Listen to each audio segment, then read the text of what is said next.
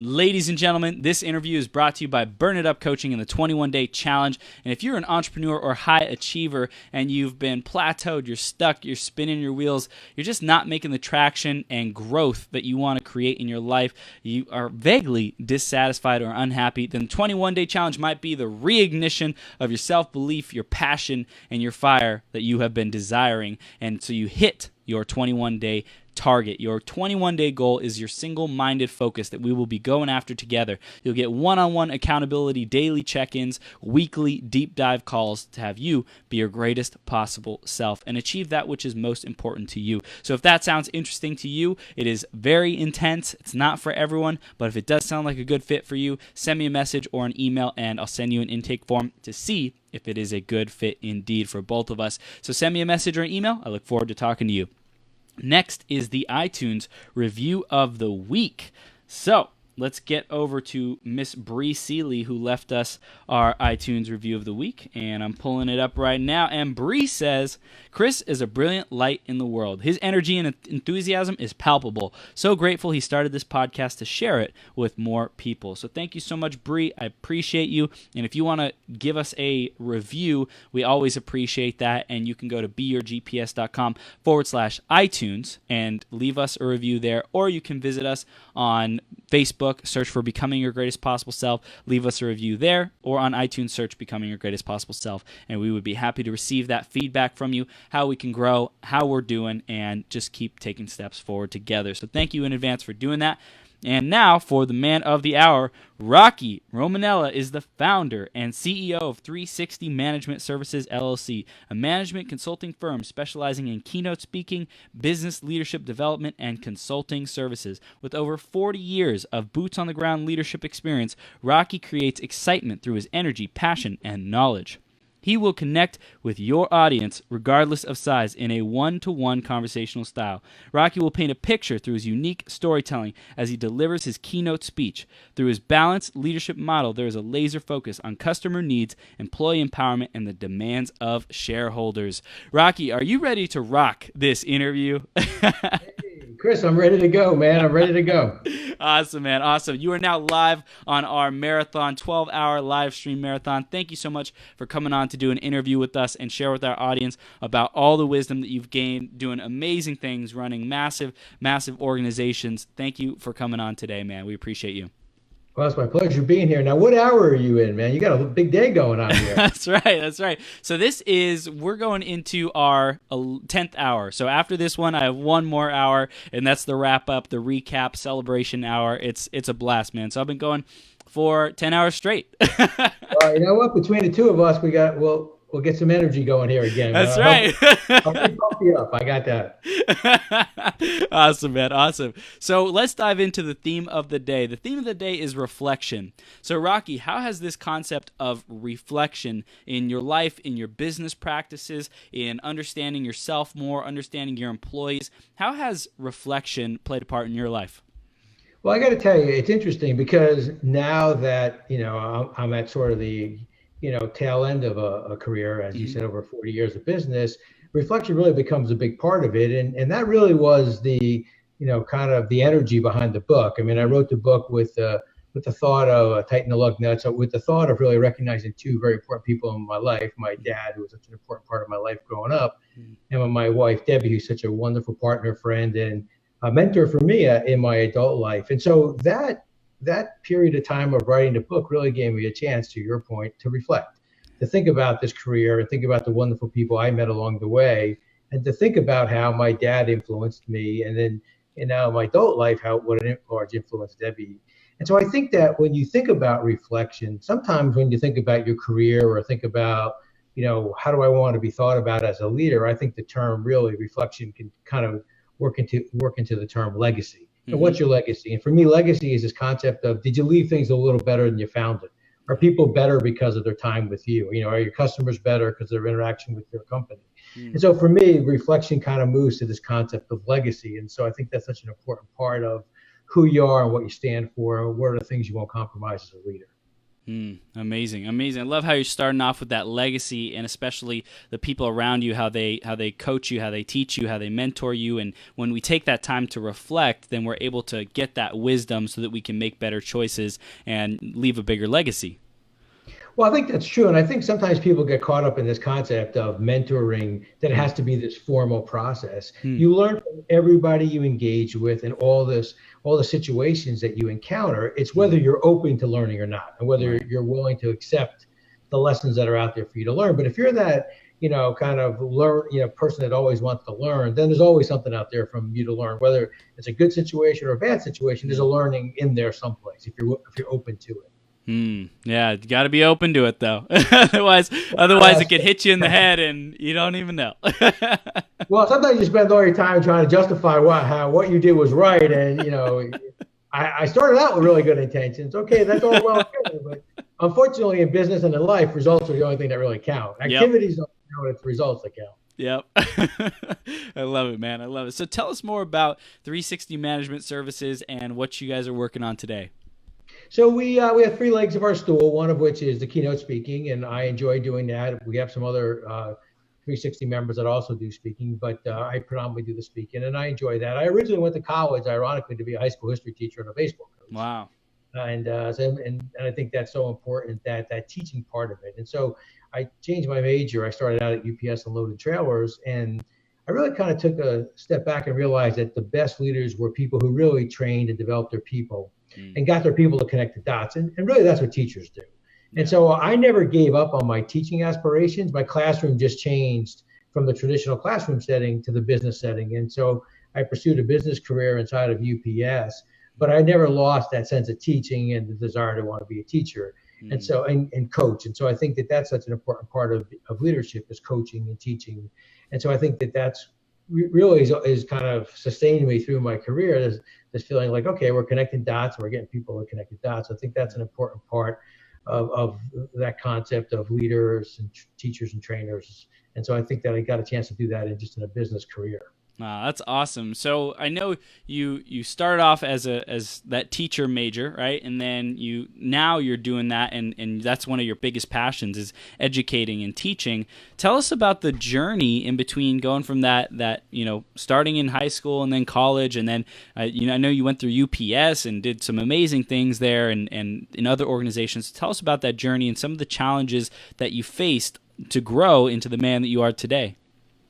Well, it's interesting. It started out with a part-time job. Was working my way through college, and my dad has since passed, but told me two things that stuck with me throughout my whole life and career. And the first one was, whatever they ask you to do, say yes and thank you, and then learn your job and learn some more. And so as UPS had a promotion from within policy, which I took advantage of. And as I was moving my way through, there were periods of time, to be frank with you, Chris, where I wasn't sure I was ready for this next move or this next promotion. But all I could hear my dad saying is, just say yes and thank you.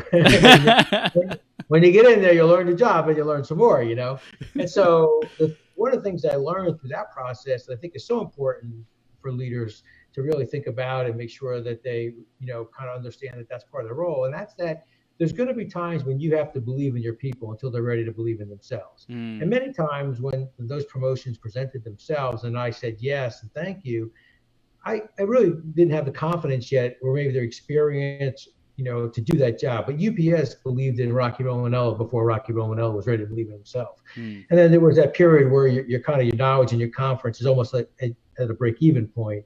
And then you really kind of move past that. And I think that's when, as a leader, you start out believing your people until they're ready to believe in themselves. And then you're at that point where maybe you're both are equal. And then I think you have to take a step back and you go from being a trainer, mentor, teacher to a cheerleader. Okay, you got it. Go ahead, Chris, run. Yeah. And that's when you don't want to overmanage a person. That's when you want to give them a chance to run and really do the best job as they can. So I think I learned that lesson through as I was growing and developing. And so as UPS presented opportunities for me, I heard my dad, yes and thank you. And so I got the opportunity to do some very interesting things inside UPS, some of the non-traditional things. We had the acquisition of mailboxes, et cetera, and I had the opportunity to work with that organization, and that was a direct report to me. And so I got really the chance to meet some of the greatest entrepreneurs. The UPS store network is now today over 5,500 stores, completely franchisee owned. And so you really meet some wonderful franchisees in that network, and they really teach you what for me, working in a big company, they really taught you with the pure P&L. We all say we have P&L responsibility. Well, nobody has P&L responsibility like an owner, Right. right? Because at the end of the day, they hit the cash register, the drawer opens, and they pay their people, they pay their vendors. What's left in that drawer is what they take home for their family. So that's the ultimate, you're all in as a small business owner. And so I got a chance to work with some great people, and I learned, and we rebranded to the UPS store. So that was a great experience. And then later on, we had over 20 acquisitions that we combined, that we built UPS Supply Chain Solutions. And I got a chance to run this side of the world for UPS on supply chain side and learn supply chain. And so as I grew and developed inside UPS, I got some really good opportunities to do some non-traditional things. Of course, I had some of the largest operations inside UPS in a traditional sense of the small package. Then I retired, natural age of 55 at 36 years, and then realized that following my wife around a food store did not work out very well for me. And so got the opportunity to work for a company as the CEO of Unitech Global Services, and it was a telecom company. We had a PE sale, so got a chance. Was there for 3.5 years as CEO, learned some wonderful things. Went, on the UPS side, we were acquiring. Now I was the acquiree, so got both sides of it. And then I guess you could say, Chris, what I have failed at is this retirement thing. So I retired from there and built 360 Management Services with the opportunity to take what I learned and some experiences I had and use them in the keynote speaking, the leadership training and development. And then our consulting is really around process improvement. And so how do you not only improve the process you have, but have some sustainability so that you're not, constantly, fixing what you already fixed once. What's the process that ensures that you have consistency through a longer period of time? So Right. I'm curious, when you transition out of UPS and then back into this other company, were you looking at more of, I want to get them to a specific result, or what enticed you back into another company? What was the thing that fulfilled you most about another opportunity? Well, the thing that I was excited about was the opportunity to build a culture. Right. This was a company, a much more company, obviously, than UPS, but it was a company that had a series of acquisitions, and they put this company together through 4 or 5 acquisitions. And for me, the challenge was, how do you build that one brand, one vision, one company? How does everybody from different companies come together? And that's really the trick of an acquisition. It's the M&A side is the number side. And, some very good, very smart people do those things and come up with the right numbers to say you should buy this company. But the real success of an acquisition is your ability to build those cultures and tie them all together and give everyone, those acquired and those inside the acquiring company, to feel like they're part of something special and that their role matters even though they're now acquired. And so for me, that was really what I was excited about in this new venture, was how do we build this one brand, one vision, one culture, so that everybody feels like they're part of something special. I'm curious about that. How do you make that transition for a company that had their original core values and their own mission statement and vision and stuff like that for their company and who they were, now to be merging into a new company? What's the process? What do you have to, like, how do you get employees buy-in on that transition to let go of what they were comfortable with and using into this new one? Well, I think you start off with kind of a skills inventory or a values inventory of what each of the companies that you're acquiring are really good at, right? And so that becomes their sort of, kind of red badge of coverage. It's what they do really well and the things you're really proud of. And what you find out is that there are some really common things like integrity and safety and those kinds of things. And then there's some things that each company does that's really, for lack of a better word, pretty cool that they do. And that's what they bring to the table that makes them feel good about, okay, well, this is a role I play inside this large organization. And so you give everybody a chance to feel valued, but they have to feel valued within the confines and the context of a large organization or a consistent process. I think that's important. The second thing I think is important is you got to be frank and honest. Yeah. I mean, everybody starts out the same, almost like kind of playbook. Okay, we value your intellectual capital. We value you as individuals. That may all be true, and I believe it is true. But at the end of the day, you have to be frank and honest about, okay, well, this is the company you're coming to. These are the sets of values. These are the things that, as an organization, we won't compromise. And so we want you to understand that. So I think that understanding, the company that it's almost, kind of when you get married, you have to understand that the family you're marrying into, right? That the things that they have values and they have things that are important to them. And you just can't say, well, okay, now we're married, everything, forget everything, everything's brand new. Well, that's not really true either. People bring important things with them. And so companies that get acquired have some very important things that they do and traditions and cultural things that they do. And so the goal is to how do you marry those two? There's going to be some that unfortunately you can't carry along with you, but then you have to have that conversation that, hey, look, hey, Chris, what you did there was wonderful. We really appreciate it. But now we move into here, this is what our brand represents. I think that's the other thing. Who's the acquiring company, right? I mean, when UPS acquires a company and the brown shield goes up, everybody starts to think, well, it's UPS. Okay, well, now you take on the values and the service goals and the service reliability that UPS stands for, not what you stood for. And it's not that we devalue you; it's just the shield's up. Everybody sees the shield. Wow. So it's almost like, do you often find that there's resistance to people making that transition into the new company, or would you say that it was pretty straightforward and it was effective transition because the employees were prepared, the employees were bought into the move and the reason why behind the merger? Well, I think there's always a little anxiety. I think you always have. I think if you think about it, Chris, and if you bring, I call it the juice box theory. So people are into it's 20% of your people are early adopters. 20% of your people, no matter what you do, are never going to be happy, and 60% of people sit on the fence. So the juice box theory comes in. You're at the soccer field or the Little League game, and 20% of the parents are going to buy the juice boxes and cookies and everything else. You don't have to worry about that. 20% of the people say, hey, will you buy them for me, Chris? Because I'm not really interested in doing this. I really want you to watch my kid here today at the Little League. And then 60% of the people are like, all right, well, I'll help out, and that's what you want me to do. The trick is, do you get the 60% people to go with the early adopters? And that's really the key. And the 20% of the people that don't want to buy the juice boxes or don't want to participate, at some point you look at them and say, hey, look, why don't you go home and think about this? You're more than welcome to be here, but you better show up tomorrow with a juice box. There's not going to be a place there for you. You know what I mean? I think sometimes people need to have those frank conversations. It's not a large percent, but they need to understand, hey, look, we got to move forward now, and it's time to integrate, right? And it's time to be a part of the overall piece of the business.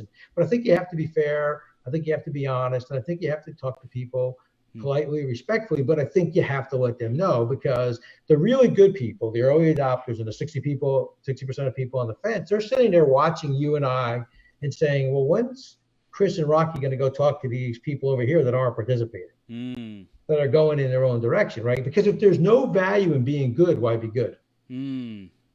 Wow. So people watch everything. There's no secrets in a company, it's large or small. So everybody sees everything. So you really got to take the opportunity to do that. So I think that's how, you kind of move through that little bit of a rough patch there, by being honest and open, treating people with respect and dignity. But you got to tell them, okay, I always tell people, leave your agenda in the parking lot. Don't bring it in here. That's right. Be a team player. Be a team player. Right. It's the team's agenda first, and then your agenda. If at all. Yeah. A lot of those briefcases people are walking in with is their agenda, Chris. It's not besides the paperwork, I guess. Right.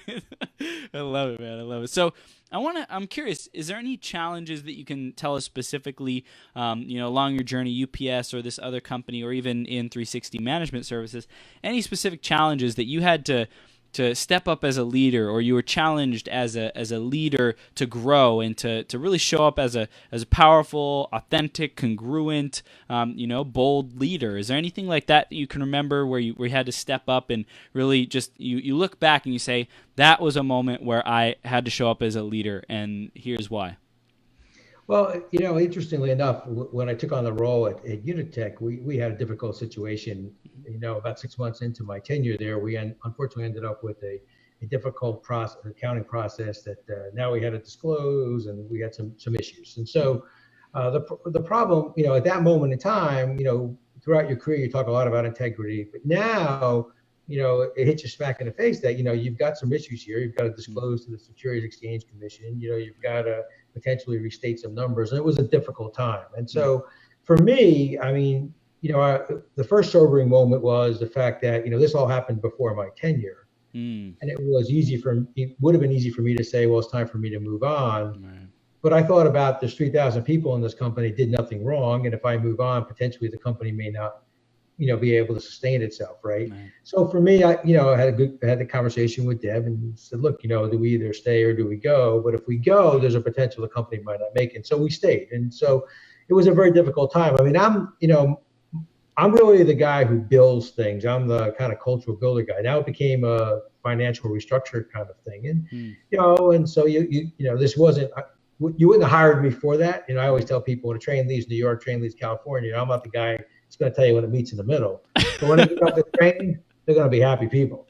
Well, so now if I'm staying, I have to really work hard at the financial side of it. And so you learn to really, you find key people you trust, you make sure you ask good questions. And I think the biggest thing I learned through this difficulty was one of the keys to managing through the long haul is don't let your highs get too highs and your lows get too lows. You see it in sports all the time. You score a touchdown and they're slamming the ball over, and then 2 plays later, the other team scores. It's like, what just happened? Yep. Well, don't let your highs. You get ready for the next play here. Yep. Celebrate when the game's over here. And so I think that it's the same in these situations. Don't let your highs get too high and your lows get too lows, because everyone watches everything you do.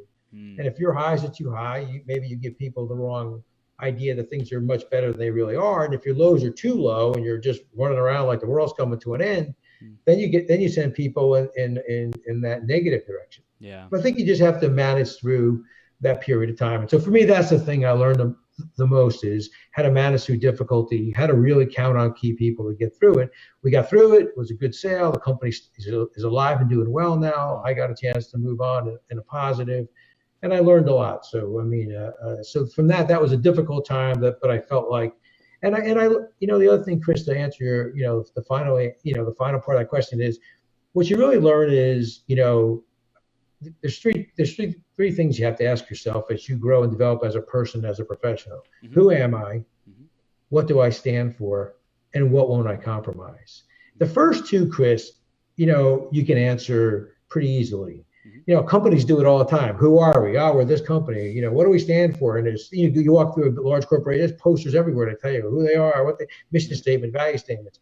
The third one is the one that you get challenged. When you make that statement, what will we compromise? Is it integrity? Is it, is it safety? And if you think about some of the large corporations that have had their share of troubles that are in the news, I mean, they were world-class companies. Some of them were over 150 years old. Yet somebody compromised something along the way, and then the right people didn't set the tone from the top to ask the right questions. And so that's where that whole, who am I? What do I stand for? What won't I compromise? Becomes such an important part. And that's, I think, I don't think I would have articulated it this well back then, but when you take a step back and think through what you went through, you really realize, hey, that's really what we did. Is you really have to do that. And I tell people, people will say to me, hey, I'm starting out my career. Do you have any advice? Or for me, it's always, hey, take an inventory of those three things about yourself. Because, I stayed at UPS. I was at UPS 36 years. I didn't agree with everything that happened at UPS. I didn't disagree enough to leave. And they never asked me to, compromise my values, compromise my integrity. So when your values and those of the company match, you find a pretty good place for you to be. How do you think that conversation applies to entrepreneurs who are just getting started? The who am I, the what do I stand for, what won't I compromise? How critical do you think that is in the formation of the company and, into the brand, the mission? What's some tips you would give to entrepreneurs who are starting out with those questions? Well, the first tip is that, especially in a small business, and generally you're a sole proprietor, so you set all the standards, and everything you do speaks. Everybody sees everything you do. And generally at that point it's your customers, right? Because but then as you start to grow and you start to add employees, that's really where I think that significant emotional event happens for an entrepreneur. Because what's the strength of an entrepreneur, right? Well, the strength of they know their business. Nobody's more passionate about it. Right, no one cares about the business more than they do. What's the weakness of an entrepreneur? Nobody knows their business better than they do. So what happens is you hire somebody, but then you won't give them the keys to the store. You won't let them work the cash register. You don't let them do certain things. Well, I think you have to establish, those three key things: who are we as a business, what do we stand for, what we won't compromise. And then they watch you, and then you have to make sure that translates into the training and the development you do for your staff. I tell small businesses when I get a chance to work with them, or either leadership training or Keynote, or even in the consulting side, Chris, think about it from this perspective.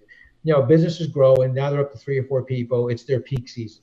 So they've got people on the floor helping all their customers, right? So things are going well, right? Because we're a customer-centric company, right? This is our value mission statement. Yet the line's out the door to pay, because the only person that the owner will allow to use a cash register is him. Is the owner. So how unhappy are all those customers? Say, well, you helped me find the piece of the goods or service. I got that quickly. You had a great salesperson on the floor to help me, but now I'm in a line 22 people deep because the only person that can handle the cash register is one person.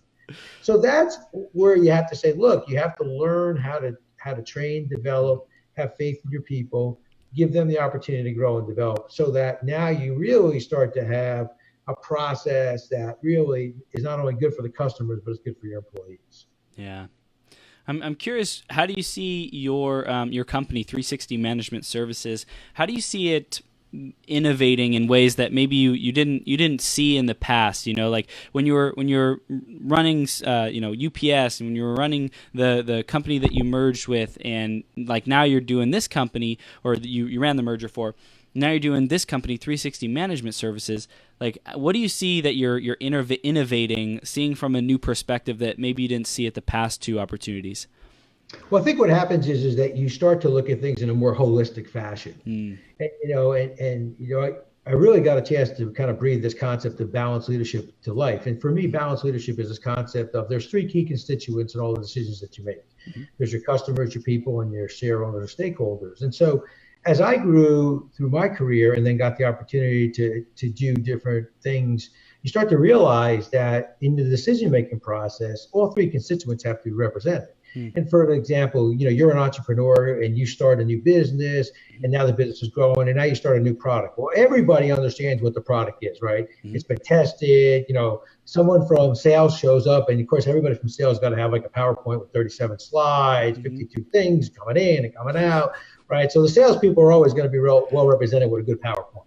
Right. The CFOs, he or she's sitting there, they're pounding on a calculator. Well, this can make money if we do this price. These are the good margins. The question I would ask then is, well, who represents our people? And everybody kind of looks at you and tilts their head. Well, what do you mean? Well, our people are going to execute our brand. They understand why this is a good product, what role they play in that product. If there's a service disconnect, how do I handle it? What's the training that I need for this new product? And so for me, that's one of the things that I think is so important, is this balance at all 3 constituents. Sometimes, the people are represented well, but the customers may not be. And so you just make sure that as these new projects, new products and services, or new opportunities are presented to you, you keep them in balance with those 3 key constituents. All 3 get represented at the table: customers, people, stakeholders. And if they do, then you generally make some of the best decisions. Wow. So it's getting that feedback from the best sources to be able to make strategic decisions moving forward.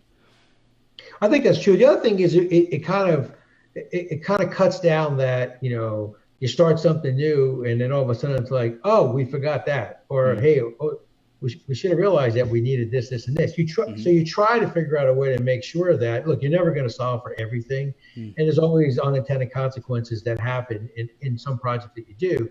But if you can kind of minimize them and kind of make your decisions from its widest consequences. And for me, through the years, what I've learned is those three groups of customers, people, shareholder, stakeholders, when all 3 are represented, you have almost 90% of the things that could happen represented in those 3 buckets. Then you're in pretty good shape there. Beautiful. What do you think is the biggest challenge of managers in let's say a small business, smaller size business? What do you think is the biggest challenge for managers? The transition from running the day-to-day, and as I said, their strength becomes their weakness, right? As I said before, the strength is they're the owner, they're excited, they're enthusiastic, they know, no one knows the business better than they do. They're the chief cook and bottle washer. That's their strength. What's their weakness? Those same things, right? And so it's that transition to allow your people to do the job, but B, and I think the bigger part is the strategy piece, right? Your responsibility as the owner and as the leader is to kind of start to think about, well, what's this business going to look like in the next 6 months, 12 months, 18 months? You've got to remove yourself from the tactical day-to-day business and get more strategy. And so, I think that's one of the things small business owners have, that transition of, okay, this is great that I can tactically run this business, but I have to start to look at the more strategic view, and you can't put the seatbelt on after the airbag goes off. 2 years from now, you can't say, hey, I should have done this, or I wish I would have looked at this, or I should have diversified there. Right. It's hard to do that, 2 years. So part of that small business transition is, how do I give myself enough vision, or how do I remove myself from the day-to-day, start to have more of a strategic view of my business? I think in larger corporations, that question, will they have strategies? I think it really comes down to, I think leaders tend to become too internally focused. And I always tell people, once a leader starts to believe it's about them and not about their people, is when they really start to cause themselves big problems. I mean, how many times have you worked for somebody and you're sitting in a meeting and they say to you, Chris, you don't know what it's like to be me. You don't know how tough it is. I'm under so much pressure. I got to go to this. You know what? Hey, stop right there. You signed up for this job. Yep. Nobody wants to hear how tough your job is. You should see my job. Yeah. You think you got it hard. You should be me someday. Well, I think what happens then is you internalize so much, right? No, it's not about you. It's about your people. It's about what you're trying to accomplish. And I think that's where, leaders in large companies tend to just internalize too much. And I think that's where they turn off their people, and their people, they lose their people in this process. And I think that's where that happens in a larger company generally. Is there any training you recommend to anyone who you work with, as far as, developing ourselves personally? I mean, I think it would vary depending on what department someone's in, but is there any overall, personal development or mindset training that you bring with you, or you recommend, or that you've used, or even in your own company that makes a difference for who you recommend it to? Yeah, I think there's a couple key topics or key disciplines or skills I think that people really have to work on. The first one is you have to be a good communicator. Mm-hmm. And I think you have to be a good communicator with good news, but you also have to be a good communicator when it comes to having difficult conversations. Yep. I think that people, struggle with the difficult conversations. They tend to avoid the difficult conversations, but those are the conversations that are most important. Mm-hmm. Your best chance of helping somebody to connect and maybe change their behavior or start to improve their performance is by having that difficult conversation. So I think that's one, being a good communicator. I think the second is you have to be a job skill developer. You have to be the kind of person who helps their people develop their skills. And none of us are born. The questions always gets asked, and I'm sure, Chris, you've had these discussions with some of your guests. Are leaders born or made? I think, look, we're all born as good people, but things happen along the way. We learn from each other. And like I said, I started out to be a high school history teacher and a baseball coach. I never thought I would be doing these things. Mm-hmm. But then once you take on these roles and responsibilities, you say to yourself, okay, well, if I'm going to do this, someone's going to be the best at it. Why not me? So I might as well work as hard as I can and do the best I can. So I think as a leader, if you can be that job skill developer, can you help develop people? Can you kind of identify the areas of their strengths and their weaknesses and help them? Mm-hmm. I think you have to be customer focused, both internally and externally. I think sometimes we're very good with the external focus, but internally we have to work well among each other. And when the accounting function asks you a question, you have to look at them as your internal customer. You would never get an email from an external customer and just blow it off. Right. Well, when your internal customer, finance and accounting, for example, asks you as an operator something, or sales needs something from you as the operator, or vice versa, that's your internal customer. So I think you got to be customer service focused, both internally and externally. And last but not least, I think you have to be an accountability owner. You have to have both self-accountability and then hold your people accountable. I think those are four things that I think when you think about those basic leadership roles and responsibilities, for me, I think those are things that are very, very important. And no matter what level in the organization or where you are in your personal development, you're always trying to improve your communication skills. The higher you go, you may need to do more public speaking, because now you're going to be in front of larger groups, where when you're an entry-level supervisor or manager, it's more smaller groups, but you're still going to hold people accountable and yourself accountable. You're still going to, your customers now may be CEOs that you're talking to versus, the shipping foremen. But at the end of the day, you still have to be customer focused and you still got to, work internally very well so that people understand who you are. And lastly, I think you have to develop skills, your own personal skills, and those are your people at every level. So yeah, that's awesome, man. I love those. Communication is huge. Also, helping other people around you with their own skills to notice that, hey, what is this person working on? What are they really good at? What are they weak at? And then give them the resources, the direction or connection to what might be able to help them grow. And then also, I love the being the accountability owner. If it is to be, it's up to me. If something's happening and I want to make a difference about it, then I want to share that with the people around me. I want to come up with solutions. I want to move us forward as a team, as a company, as an organization. No, I think that's true. And look, as well as I do, that whole saying, do as I say, not as I do, doesn't work. You gotta walk the talk. I mean, you got to get out there and show people, and you're not allowed to silently sanction bad behavior, and you can't look the other way because it's, I don't feel like, having this confrontation right now. Well, I'm sorry. That's what you signed up for. Right. Oh my gosh. So I had another question. It was about your speaking ability, like public speaking. You're a phenomenal speaker. I love how eloquent you are. I love how you bring these ideas together and present them effectively. What would you say is some of the biggest, growth that you've seen in your own speaking over the years? What has changed? How have you improved? How do you present ideas differently now than you did before?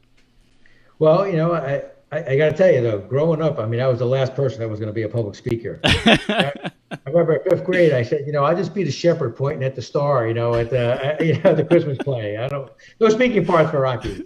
But what happens is you realize that this is part of your responsibility is to be a good communicator. So for me, frankly, the trick is I'm a better one-on-one communicator than I am a group communicator. And so what's happened over the course of time is as I'm doing my speeches, no matter how large they are, I find people in the audience and I start to have one-on-one conversations with them, even though there's 300 people in the room. And so for me, that's one of my tricks. Everybody has their tricks to do that, and you kind of look across the room and you make eye contact.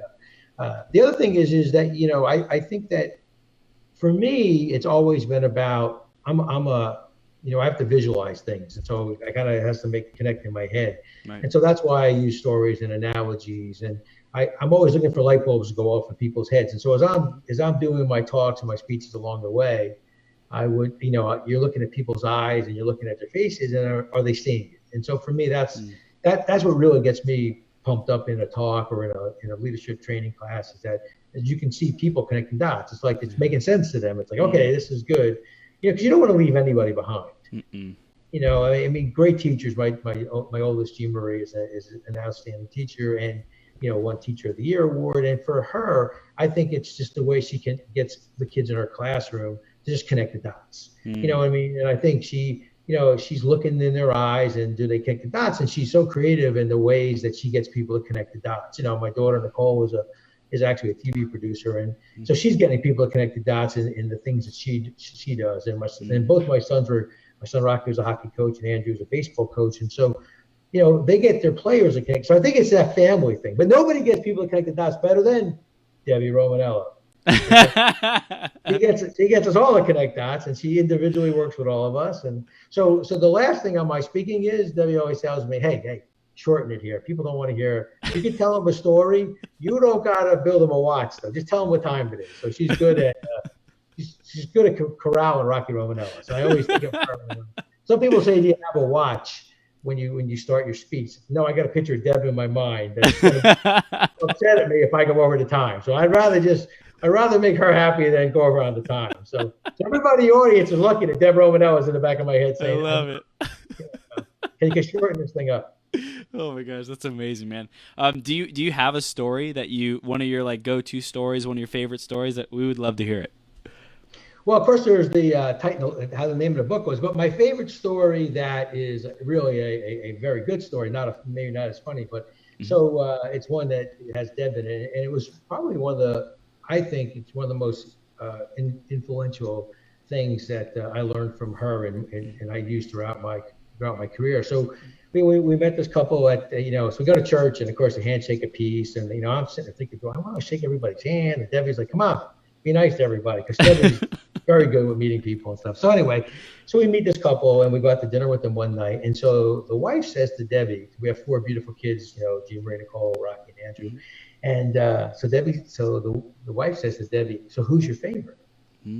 Now I kind of lean back thinking, I don't want to hear how she handles it. Because it's the first time I've ever heard it that way, So Deb says, well, they're all my favorite. The lady goes, come on, you got to have one of the favorites. Is it one of the girls? It's one of the boys? She goes, no, they're all my favorite. She goes, I don't understand how that could be. She goes, and this to me was brilliant. She said, each of them gets what they need when they need it. Now think about that. Each of them gets what they need when they need it. So as they're getting what they need when they need it, they all feel like they're the favorite. And from that point forward, Chris, I managed that way. I thought about that. I said, that is so brilliant. That's so thoughtful.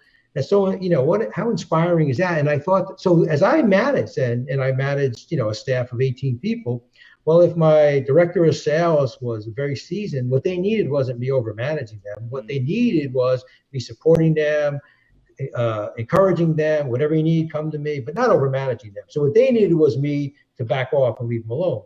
But if I had a new CFO, for example, what they needed was maybe me to spend more time with them. So in a year, I may spend more time with another individual. It's not that, they were my favorite. No, they got what they needed when they needed. So that to me was one of the most really insightful, and you think about it, thoughtful things that I've ever heard. And so I used that throughout my career. And as I manage today, everybody gets what they need when they need it. So that to me that's one of my favorite stories, and one of, and that comes from Deb. In the book, there's some great stories. So the title of the book is Tighten the Lug Nuts. And the story comes from an event that took place. What happened was I would go out and visit our facilities and walk around the buildings in the morning. And at that time, I was a district manager. So, I was a senior level person. So everybody in the district knew who you were, obviously. So we had this report every day that when a driver came in before technology, they had to fill out a daily vehicle inspection report to say the vehicle's fine. Right. It was really a pain in the neck because it was all paper. Today it's all technology. But then, if you come in after a long day, you really want to fill out saying yes. But you had to get those things done for the DOT. So this one building I was in was struggling a little bit with that form. So I was out doing a visit, and I said, I'm going to go find the automotive supervisor, and I'm going to challenge him to I'm going to say, hey, look, man, someone's going to be the best at this form. Why not you? That's right. I need a rabbit. I would like this building to be the rabbit. Let's go get this done here. So as I'm walking to see him, I noticed that one of the vehicles has what looks like loose lug nuts. So I go over there, and sure enough, the vibrations, nothing dangerous, but how they get, just from the vibration. So as I'm approaching him, I say to him, hey, I got this big job for you. You're the guy. I think you can get this done. But hey, before that, the vehicle here, I think has some loose lug nuts. Okay. What do you got for me? So he's thinking, I get this done. This could be a big thing here for me, right? So I said, look, I need you to get these reports taken care of. I really need your help. Whatever help you need from me, I'll come back in a few days. But let's make this our signature building. Let's have some fun. But let's really make this, kind of set the bar. A few days later, I go looking for him, and I say, hey, where's so-and-so? Oh, he's in his office. I walk in. He's like, you can't believe it. I got no luck. Nothing ever goes my way. So what happened? He said, well, the driver called. He thinks maybe the front wheel's loose. He's got a roll call. I got to send another vehicle out there. Nothing happened, but now I'm all behind. I said, well, is that the vehicle I told you about? Didn't you tighten the lug nuts? I said, well, I got all caught up in this big thing you wanted me to do. I said, whoa, that's the lesson. When you allow important things to become urgent, tightening those lug nuts would have taken you 5 minutes. But you got so preoccupied with this other thing that now you're overwhelmed. So when you let important things become urgent, you can only handle so many urgent things. That's when you get overwhelmed. And so think about it. You get an email, Chris, you email me and say, hey, Rock, would you like to be on the show? You're at 10 o'clock. I don't write it down. I don't get prepared. Next thing you know, I get a text message from you. Hey, man, you're supposed to dial in. Oh, my God, I can't believe it. I'm all disheveled. Wait, it's not your fault. I didn't tighten the lug nuts. I didn't write it down. I didn't get myself prepared. It happens all the time. And that's what happens in life and in business. People allow important things to become urgent. And so that's the title of the book, Tighten the Lug Nuts. So that's one of the chapters. The rest of the stories, I have to let you read the book. But there's some good stories in there. I think you'll enjoy the book. And the book is written in a third person, Ooh. Joe Scafone. That's right. Why did you decide on that direction? Well, because about 25, 30 years ago, when I was sitting in some meetings early on, I didn't like when, Chris, if you brought me an idea, I would say, well, Chris, not a bad idea, but what if you did this? What if you did, what if you looked at it this way? I always felt like I was stifling, or you would feel like, I don't know if Rocky likes it. And I didn't want you not to bring me ideas. Right. But I wanted to challenge you not to stop at the first right answer. I wanted you to move past that first right answer. So who was created was Joe Scafone. So I would say, hey, Chris, that's a good idea. You think Joe Scafone thinks that's a good idea? You kind of look at me and I go, I don't know. I go, well, yeah. So then as time went on, Joe became this character. And so people would come to my meetings who knew me and say, hey, I already covered this with Joe. Joe thinks it's a good idea. I said, all right, well, let me look at it. And if I think it's a good idea. So Joe Scafone became the way for me to challenge people, not to stop at the first right answer, to maybe look past that first right answer, but not challenge you in a way that would maybe put up a wall or make you feel like, I'm not going to bring him any more ideas. Everything I bring him, he tells me, look at it a different way, or maybe that's not, you weren't prepared with the way you presented it. So I wanted to challenge you in a positive way. So Joe became this, fictional character. And so later on, it got to become part of me. And so when I wrote the book, I didn't want to write it a book saying, well, I think you should do this, or these are the things that happened to me along the way. It's the story of Joe Scafone. So it allows me to kind of have some fun and build stories inside the book that allow people to smile, but maybe have an aha moment, take a step back and say, you know what, I could do it that way, or maybe I should look at it that way.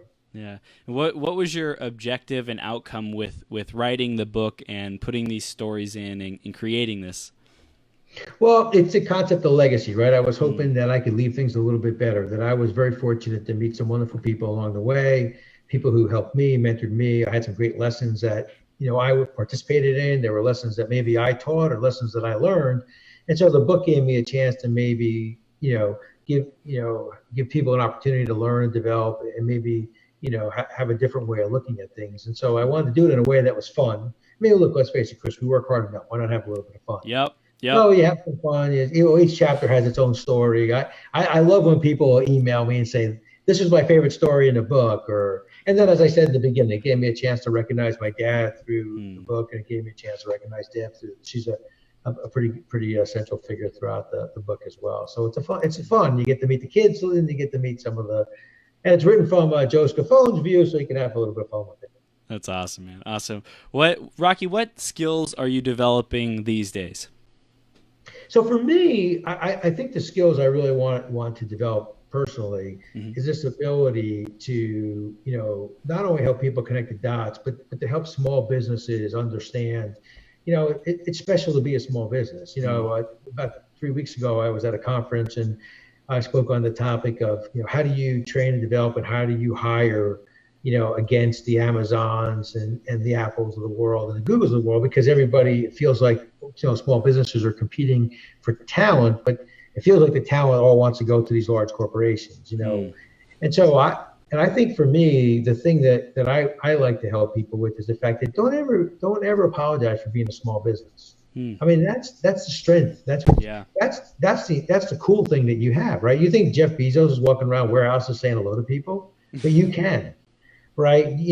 When a person comes to your business and it's, Joe Scafone's pizza shop, you're Joe Scafone. They get to meet you. Right. The person's name on the sign is the person that started the business. And that's a pretty cool thing. So don't ever apologize for being a small business. And don't start out that conversation with, well, I know we're not Apple. I know we're not Google, but, no. Proudly, no, this is our business. And the other thing is you have a little more flexibility. When you're across from that new hire, and maybe they say, well, if I go work over here at Amazon or Google or Apple, they're going to pay me this. Well, maybe you can't afford to pay them that, but you can do some other creative things. Most kids coming out of college, their biggest concern is their student debt. Well, can you structure something that says, Chris, maybe I can't start you at 80, I can start you at 60, but every 6 months I can give you a $5,000, bonus for your, that you can pay off your tuition or something. Right. I mean, you can be more creative as a small business. Generally, in a large corporation, you have these finite rules and regulations. So don't ever apologize for being a small business. So for me, I feel like I can really kind of, coming from a large corporation, now starting my own small business, working with all the great franchisees in the UPS store. What I've learned is, don't ever apologize for who you are. If you're a good person doing good things, don't apologize for it. Be proud of the fact that you're a small business and you can do some things, and you know what, Chris, if you don't win that person today, I got to tell you, 2 or 3 years from now, when they've gotten lost in the sea of hundreds of thousands of people, they might want to come back and work for you. That's right. It feels good to be an individual rather than a cog, right? I think that's the thing that they say is, a small business, you can give people that love and that attention and listen to their feedback, especially in today's day and age of millennials. All of us want to be like contributors. All of us want to really help people and make that difference. And the biggest way we can do that is by communicating and giving our input, sharing what we think is an idea, is a vision for the business. And I think a lot of entrepreneurs and millennials want to feel that like, I'm doing good work in the world. My opinion, my feedback is valued. Well, I think that's true. And it's funny, I get that question all the time about millennials. See, I think the strength of millennials is they ask good questions. Now, unfortunately, depending on who they're asking the question to, they may not view it that way, right? Right. My generation was, when you were told to do something, it's yes or no, sir, 3 bags full. You didn't ask any questions, right? Well, today's generation, they ask you questions, right? When UPS tapped me on the shoulder and said, hey, tomorrow we want you to go to Syracuse, or tomorrow you're going to Des Moines, Iowa. I was like, okay, pack a bag, we're going. Debbie's probably saying, why'd you ask more questions here? Like I just do what they told me to do.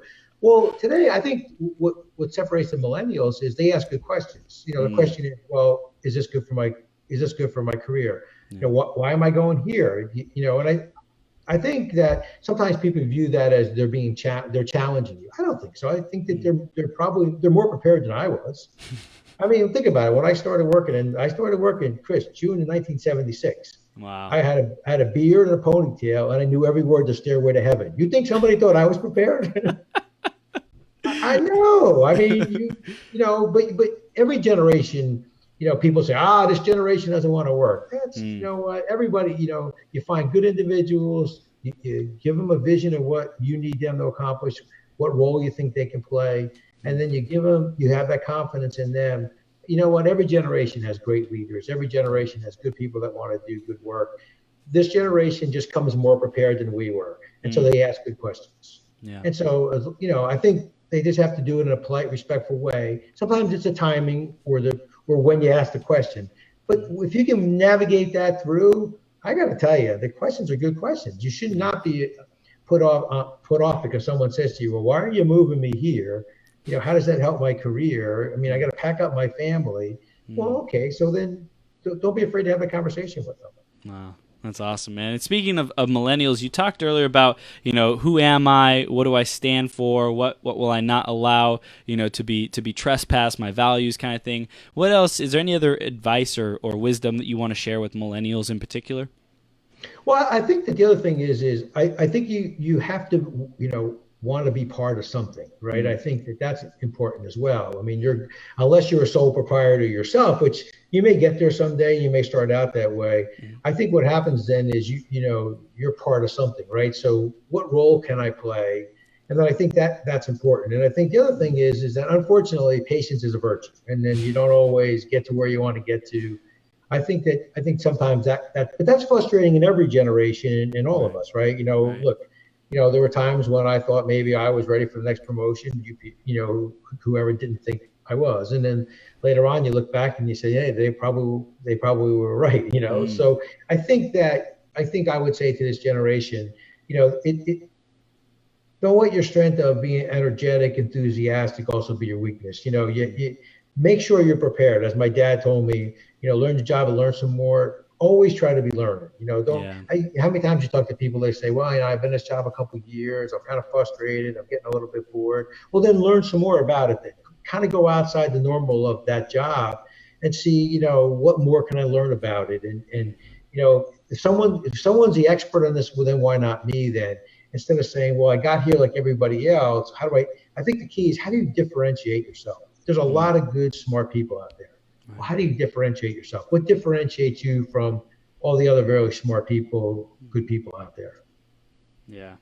Yeah, and especially in this day and age with so many different flavors, people have their own values, their own message, their own unique self-expression, and nobody is quite like another. So it's like owning that uniqueness and then highlighting that and knowing what our strengths are, learning the skills and abilities so that we can step up in a way that highlights those strengths in whatever position that we're in is super important. So taking the time to do that self-reflection and figure out what's the legacy that we want to leave, how do we want to show up in the world, is critical to really be happy in this life. I think you're right. And I think that, it's interesting. I think the other thing that people have to, the three things that we talked about, well, I'll add a fourth one for them, right? So it's who you are, what you stand for, what you won't compromise. But you know what? Not everything's a hill to die on. Pick and choose your battles. I mean, how many times do people were like throwing themselves all over the place for this? Like, is that really that important? I mean, okay, so this is where you're going to make your stand. Yeah. Really? Come on, this is the hill you want to die on, right here. This, and then you look at, and they look at you like, yeah, maybe, yeah. It's not everything is equal. I mean, you're killing yourself. If I don't get, so I think that's important too. Pick your battles. You know what I mean? You don't want to win a battle and lose the war. I mean, you're in for the long haul. I think those are the kinds of things I think sometimes. Look, I think back in my career, in my early days. I mean, there's many of those battles. I'm like, what was I thinking there? was that important? Well, it seemed like it then. Or even like families, right? How many times you say, hey, how's your sister? How's your brother doing? Oh, I haven't talked to him in 5 years. You haven't talked to your brother in 5 years. Well, and then you come to find what happened. Is that really that important? But you look at them, right? And they're like, that's it. I said, I'll never talk to them. Okay, well. You didn't bring the chips to the party, and that's what happened? Yeah. That's like the old Italians used to do that. Hey, I haven't talked to that person for 22 years because they gave me the malocchio, the dirty look. Come on, really? Really? That's where, but that's it. I mean, come on, we got to be better than that now. But you see that all the time. Yeah. That because they put their heart and soul into something, and then all of a sudden that's it. I'm done. You got to pick and choose, I think, sometimes, and I think that's where that sense of compromise and that sense of is this really the most important thing? It's a marathon. It's not a sprint. Yeah. That's right, Rocky. Well, dude, we're beginning to wrap up, and this has been incredible wisdom for business owners, for entrepreneurs, for millennials, for employees. It's just been amazing, and I'm so grateful for it. I know my audience is too. Let's begin to wrap it up. What is the final takeaways, the final things you want to leave our audience with? And then after that, I want you to share how people can stay connected with you and what do we want them to do next. But really just like a recap and final, put the seal on the envelope and let's send it home. All right. So the key is we're all leaders. I think sometimes people get caught up in this concept of leadership being a title or leadership being a position. We're all leaders at one time or another. And so people always say, you wrote the book, who was it meant for? Well, it's meant for all of us because we're all leaders at one time or another.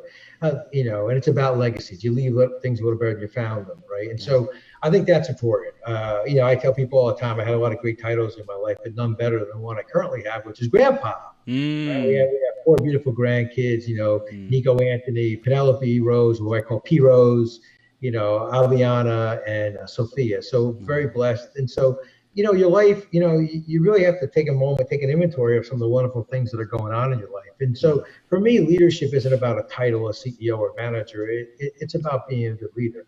And I always use the reference when I talk about legacy, Chris, is, if you and I were in a room and there was 200 people in the room and I said, hey, who is your state senator or state representative or who's in charge of the, school board? Most people couldn't answer that question. But if I ask the question, who's the teacher that made a difference in your life? Everybody stops and you smiles like you because you're thinking, and you say, oh, Miss So-and-so, 5th grader, Mr. So-and-so. That's leadership. They made a difference, right? That teacher made a difference in your life. So that's what legacy. So think about, what do you want your legacy to be as a person? When people think of you, how do you want them to think of you? Did you leave things a little better than you found them? So for me, that's what leadership's all about. That's what the book talks about, this whole concept of, do you leave things a little better than you found them? What kind of leader are you? And are you a balanced leader in all the things that you do? So I would think that for me, what's your legacy? So that's how we want people maybe at the end of this hour together to think about, well, what is my legacy? How do people think about me? And, and at the end, is it just like, because did I have a title of CEO? Or do people think of Rocky Romanella as a good person? Am I the type of person that, well, they didn't always agree with me, They may not have always been happy with my decisions, but they would work for me again. If you can say that about yourself as a leader, well, then isn't that what leadership's all about? Can people tilt their head like they do about that teacher that you were just thinking about? Can they tilt their head and say, wow, you know what? Chris made a difference. My interactions with Chris. And I think that's what's cool about your podcast. I've listened to some of your episodes, and you make a difference, right? So you that's your legacy, that when people hang up or get done listening to your podcast, they have those kind of aha moments. I think that's important. Yeah. Thank you. Thank you, Rocky. And we want to know, because this has been an incredible conversation full of wisdom, and I know we want to know how to grow ourselves, how to tighten the lug nuts and improve our small businesses. How do we stay connected with you, and what do we want them to do next? So you can go to the website, it's the number 3 and then the word 60, SIXTY, managementservices.com. Very interactive. People interact with me all the time. I love it. They'll send me an email. In fact, I got one from a podcast a couple of days ago from Australia. So that was pretty cool. Awesome. Yeah. Some of the nicest comments I get are people say, hey, I read the book, really enjoyed it, but I thought of my dad or I thought of my mom. And they've since passed, but you know what? Now that I think about them, they really were a big influence in my life. And so I think that means a lot to me. That's really special. I think the other thing that books do for people, Chris, is a lot of times you'll read a book and you'll say, well, I do those things. Well, that's a good thing. It just reinforces you are doing the right things. And then you have those moments where like, I never thought of it that way, or maybe I should look at it differently. So I think the book, Tighten the Lug Nuts, that you can get on Amazon or Barnes & Noble online, I think you'll have those kind of aha moments where it'll reinforce the good things you do, but I think it'll also give you those moments where I can look at that differently. And I guarantee you'll laugh. There'll be a story in there that you'll smile and laugh about. So you'll have a good time. If nothing else, you'll have a good time reading the book. And then we're on the social, Twitter, well, of course, Facebook. We're connected on Facebook, so you can catch us there. But please, my email address is Rocky Romanella, ROCKY Romanella, ROMANELLA @gmail.com. Feel free to email me. I've been doing a lot of, what I really like to do, companies will buy the books and I'll dial in and we'll do like a little book club. That's pretty cool. I like doing that too. That's awesome. Any of those kinds of things, Chris, will work out. Awesome. Rocky, you are the man. Thank you for bringing this concept of legacy to the forefront of our mind and who we are, what we stand for, right? What we won't compromise on. I love the conversation that we had today, and I know our audience loved it too, and thank you for standing for everything that you believe in and sharing all of your valuable years of experience with younger generation like me, and that will be around for decades and decades and decades to come, man. Thank you so much. Well, thank you, Chris. And hey, listen, shout out for you too, because, I've done quite a few of these and you were very well prepared and very professional. So thank you very much. So I learned a lot from you and the questions that you asked and the conversation that we had. I guess what we got to do now, you and I, is, okay, you're on hour 11, the end of the now. So was I Ambien or was I 5-hour energy? So I don't know, man. We got to find out from there. You were how about this? A Red Bull. You were a Red Bull. That's good. I'm glad I'm not Ambien, right? That's for sure. That's right. Someone's out there saying, hey, hon, put this guy back on again. I got to go to sleep tomorrow night. So, I appreciate it. Pleasure meeting you, Chris. Good luck to you, okay? Thank you, Rocky. We'll be in touch, man. Take care. Take care. Bye-bye.